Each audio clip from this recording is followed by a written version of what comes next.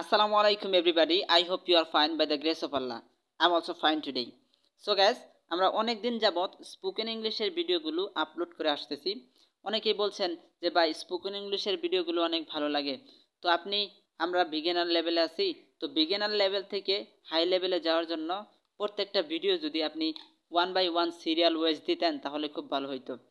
তাদের জন্য বলতেছি, সেক্ষেত্রে আজকে থেকে আমরা শুরু করলাম। আমরা 1 বাই 1 প্রত্যেকটা ভিডিও সিরিয়াল ওয়াইজ আমরা আপলোড করব। What you have to do, আপনাকে কি করতে হবে? You have to just note. আপনাকে সবগুলো ভিডিও আপনি কালেক্ট করবেন এবং প্রত্যেকটা ভিডিও থেকে আপনি নোট করবেন, আপনার খাতায় তুলবেন। তোলার পরে হোয়াট আই সে, আমি যেভাবে বলি আপনি জাস্ট ইউ উইল প্র্যাকটিস, আপনি প্র্যাকটিস করবেন।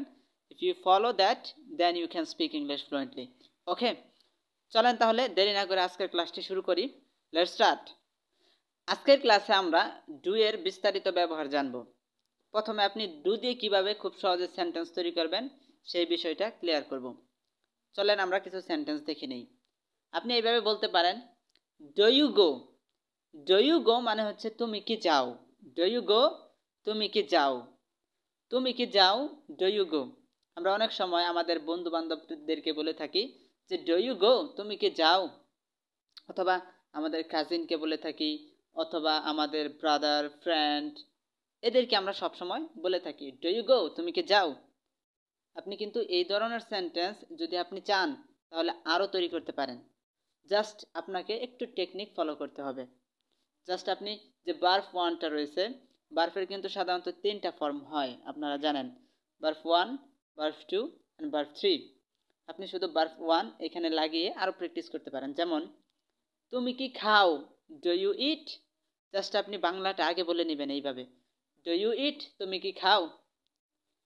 এক্ষেত্রে আপনি এইভাবে বলতে পারেন, তুমি কি খেলো, do you play. Do you play. আরেকটা বিষয়, এখানে একটা প্রনাউন্সিয়েশনের বিষয় আছে, প্লে। আপনি একটা জিনিস মনে রাখবেন, কোনো ওয়ার্ডের শেষে যদি এ ওয়াই থাকে তাহলে আপনি এই উচ্চারণ করবেন। কি উচ্চারণ করবেন? এই উচ্চারণ করবেন। যেমন ডু ইউ প্লে, তুমি কি খেলো। আপনি আরও বলতে পারেন যে তুমি কি ধরো, ডু ইউ ক্যাচ। কারণ ক্যাচ শব্দের অর্থ ধরা। ডু ইউ ক্যাচ, তুমি কি ধরো। তাহলে তুমি বলতে পারো ডু ইউ রিড, তুমি কি পড়ো। ডু ইউ রিড, তুমি কি পড়ো। ডু ইউ ড্যান্স, তুমি কি নাচো। ডু ইউ ওয়ার্ক, তুমি কি কাজ করো। এক্ষেত্রে ওয়ার্ক যে আমি বললাম, আমরা সবসময় বলি ডু ইউ ওয়ার্ক, তুমি কি কাজ করো। আসলে ওয়ার্ক বলার উদ্দেশ্য হচ্ছে এই প্রনাউন্সিয়েশনটা হচ্ছে হার্ড এবং এটা আমেরিকান প্রনাউন্সিয়েশন। আপনি যদি এই প্রনাউন্সিয়েশনটা করেন তাহলে সবার ইংরেজির চাইতে আপনার ইংরেজিটা একটু বেটার শোনাবে, একটু বেটার শোনাবে এবং আপনাকে অনেকেই ফলো করবে, বলবে যে ওনার ইংরেজিটা অনেক এক্সপার্ট, অনেক ভালো। ওকে, তো আপনি বলতে পারেন এইভাবে, আপনি একটু এক্সপার্ট ওয়েতে কিন্তু বলতে পারেন ডু ইউ ওয়ার্ক, তুমি কি কাজ করো। তুমি কি সাহায্য করো, ডু ইউ হেল্প। আপনি কিন্তু মুভমেন্ট করে সেন্টেন্সটা একটু বড় করতে পারেন, do you help the poor people, তুমি কি গরিব মানুষদেরকে সাহায্য করতে পারো, গরিবদেরকে। এটা আপনার ইচ্ছা। জাস্ট আপনি আগে ছোট ছোট সেন্টেন্সগুলো মেক করা শিখেন, ছোট ছোট বাক্যগুলা তৈরি করা শিখেন, ছোট ছোট কোশ্চেনগুলো তৈরি করা শিখেন। দেন আপনি ইজিলি সহজেই আপনি বড় সেন্টেন্সগুলো, বড় কোশ্চেনগুলো তৈরি করতে পারবেন। ওকে, সো যদি আমরা 5-6টা বা 10টা 11টা কোশ্চেন শিখলাম, এখন আমরা ডু দিয়ে কিভাবে খুব সহজে অ্যান্সার করব এটা ক্লিয়ার হয়ে নিয়ে আগে। যদিও যদি আপনাকে বলা হয় ডু ইউ গো, তুমি কি যাও, তখন আপনি অ্যান্সারে বলবেন yes I go. Yes I go, হ্যাঁ আমি যাই। আপনাকে যদি বলে ডু ইউ ইট, তুমি কি খাও, সেক্ষেত্রে আপনি বলবেন ইয়েস আই ইট, হ্যাঁ আমি খাই। তুমি কি পড়ো, ইয়েস আই রিড, হ্যাঁ আমি পড়ি। ডু ইউ ড্যান্স, তুমি কি নাচো, ইয়েস আই ড্যান্স, হ্যাঁ আমি নাচি। তার মানে আপনি ইয়েস লাগাবেন, তারপরে আই অর্থাৎ সাবজেক্ট লাগাবেন, তারপর আবার ভার্ব 1 নিয়ে আসবেন। তার মানে আপনাকে ভার্ব 1 দিয়ে প্রশ্নও করতে হবে, ভার্ব 1 দিয়ে আপনাকে অ্যান্সারও করতে হবে। আচ্ছা, তুমি কি কিনো, ডু ইউ বাই। এক্ষেত্রে আপনি অ্যান্সারটা ঠিক এইভাবেই দিবেন, ইয়েস আই বাই, হ্যাঁ আমি কিনি, yes I buy. Do you sell, তুমি কি বিক্রি করো, ইয়েস আই সেল, হ্যাঁ আমি বিক্রি করি। তুমি কি তাকাও, ডু ইউ লুক? আপনি বলতে পারেন ইয়েস আই লুক, হ্যাঁ আমি তাকাই।